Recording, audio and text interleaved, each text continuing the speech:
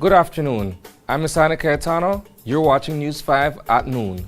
Let's get you up to speed with the latest stories making headlines today. A Guatemalan gunboat has run aground on a barrier reef near the Zapadilla Keys, causing quite a stir. Man and dog knocked down and killed in Hope Creek. Curtis Molina is charged for the deadly attack on the Garbot family in Monkey River. A professional counselor shares advice on how the orphan Garbot children can cope with the weekend tragedy. And the Caye Caulker Village Council says requirements must be met before a fuel depot is built on the island. These stories are coming up in just 1 minute. This Christmas, get into the joy with Uno Fuels. Imagine winning a shiny motorcycle, a brand new 50-inch TV, or grocery coupons to make your holiday shopping easier. The surprises keep coming. All you have to do is visit Uno, and for every $25 on fuel, you'll get a coupon. Fill out and participate. Get a coupon for each quart of Uno lubricants or 2 for a gallon. Visit your nearest Uno gas station today. Fill your tank and drive into Christmas cheer with Uno. Uno, a brand committed with the future. And welcome back. A Guatemalan naval vessel has run aground near the Zapadilla Keys, getting stuck on part of Belize's barrier reef. The extent of the damage to the reef is still unknown, and it's unclear how the gunboat ended up beached in the area. The Belize Coast Guard, which has a forward operating base at Hunting Key, maintains a law enforcement presence at the Zapadilla Keys. The ownership of the Zapadilla Keys is currently a hot topic, as Belize, Guatemala and Honduras are all laying claim to the islands in a case before the International Court of Justice. News 5 has reached out to Rear Admiral Elton Bennett, Commandant of the Belize Coast Guard, for a comment. News 5 has learned that a man and his dog were knocked down and killed earlier this morning.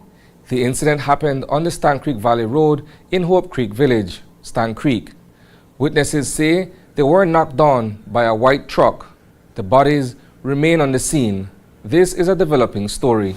The prime suspect in the horrific triple murder of Elvis Garbot Sr., his wife Emerita, and their 3-year-old son Ellis has been charged with 3 counts of murder, along with other pending charges. Curtis Molina, 45, a close relative of the Garbot family, has been arraigned for the brutal attack that took place over the weekend. The family of 5 was ambushed and 3 members were killed as they were returning to their home in Monkey River on Saturday evening. Reports suggest that the motive behind the deadly attack was robbery, as Elvis Garbot was planning to buy a small boat the next day. During the shooting, their 11-year-old daughter Eliana was injured in the hand and face, while 8-year-old Elvis Jr. managed to escape unharmed and ran to the village to alert his grandmother about the tragedy. In the aftermath of the heartbreaking murders of Elvis, Emerita, and little Ellis Garbot on Saturday evening, 2 young children aged 11 and 8 are now orphaned and mourning the loss of their parents and sibling. As they grapple with the trauma of losing their family and the terrifying experience they endured, it's crucial for family and community members to rally around them with support and guidance. We reached out to Counselor Amy Jex for advice on how to help these children navigate this incredibly difficult time. In this situation, you have many kinds of grief. Of course, we as a community are grieving for this action, we would call it heinous, but it's something that we don't understand. So we have that level of, as a community, we are grieving people. We were grieving for a different reason last week, and every week we grieve for different things. And so as a community in this time of celebration of Christmas, it's really tough for us to take a step back and see, wow, there are really difficult times happening.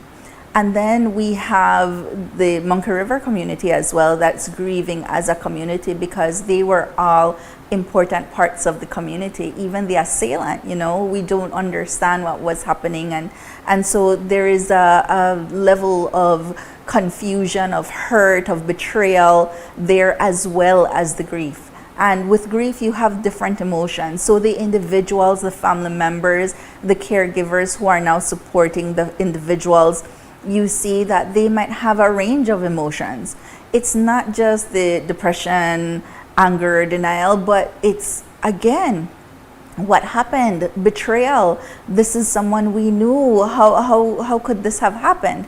So when we look at all of this together, grief looks differently for different people. For some people, they will be able to get everything done, seem very resilient, come across as doing very well, but they are still grieving. Maybe they might shut down after a while. Maybe it's not time for them to shut down yet. For other people, they might have difficulty going through the day, and then there's the people in between that maybe they are getting things done, but they get overwhelmed more quickly than they used to. So it depends. The Caye Caulker Village Council has made it clear that the company planning to build a fuel depot in a residential area must meet a series of requirements. The chairperson of the Village Council told News 5 today that the process is transparent and the company must submit all their documentation and plans. On Monday, they presented their dangerous goods license.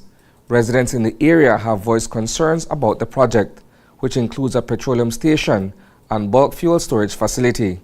They worry that the facility's proximity will affect their properties, personal and tourist safety, the fragile ecosystem, and their ability to obtain property and structure insurance within 300 feet of the site. One major concern is the exposure to toxic fumes, which would make it unsafe to swim behind their properties due to pollution and increased boat traffic. Chairlady Selene Villanueva Pot emphasized that the company must complete the required process before any construction can begin. What we've asked them to do is to gather no objection letters from the neighborhood. So what we will do is after this is make a holistic decision. So it's not something that we're rushing into. Some of the neighbors or residents in the area have brought up the concern that having a fuel depot or station near their premises actually takes away their rights to insurance because of the hazard that it poses. Well, that's why they have to get a dangerous goods license, and there's some specifications in that, no? If they want to, that might be something they might have to take up with dangerous goods too, not only with the council. But we're looking at it. A decision hasn't been made. The company needed a no objection letter to present to Natural Resources, and we have not given them as yet. It's still an ongoing process. They're still gathering and sending us the information that we've requested. That wraps up our midday news brief. Thanks for joining us. Stay tuned for the news in full at 6 p.m. and don't forget to follow us on social media for the latest news. Have a great afternoon.